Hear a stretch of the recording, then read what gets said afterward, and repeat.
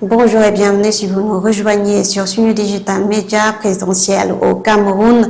Peu d'observateurs internationaux seront déployés au Cameroun pour la présidentielle du 12 octobre 2025. Le réseau des organisations de gestion des élections en Afrique centrale, dans le cadre de la communauté économique de l'État de l'Afrique centrale, doit déployer une mission sur le plan national. Les organisations de la société civile s'organisent comme elles peuvent avec moins de moyens et de soutien financier de la part des partenaires internationaux, alors que 31 000 bureaux de vote doivent ouvrir dimanche selon l'organe en charge du scrutin. Une lampe torche pour le dépouillement, une application pour alerter un dysfonctionnement, des conseils pour rester en sécurité et dans la légalité. C'est une formation express d'une cinquantaine de bénévoles, tous engagés dans son bureau à titre individuel.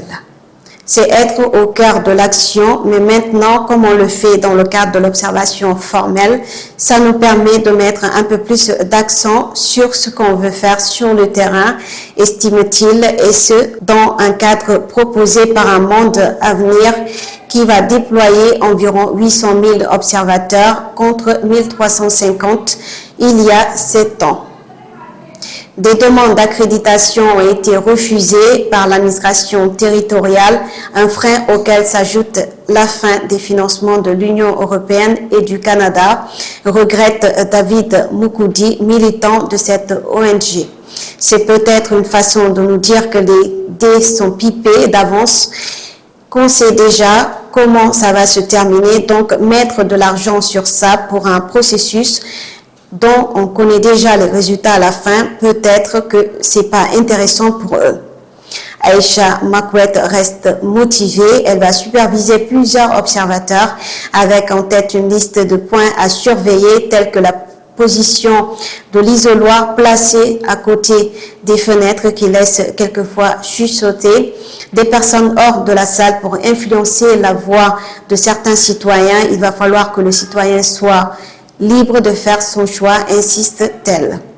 Comme le stipule de la loi au Cameroun, l'ONG n'annoncera aucune tendance le soir du vote.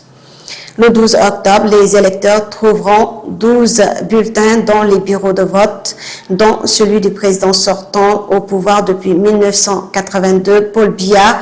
A noter que 2 candidats, Ateki Seta Gaston, Akere Tambeng Mouna, avaient annoncé leur soutien à Bello Bouba Maïgari. Merci d'avoir suivi Sunu Digital Media.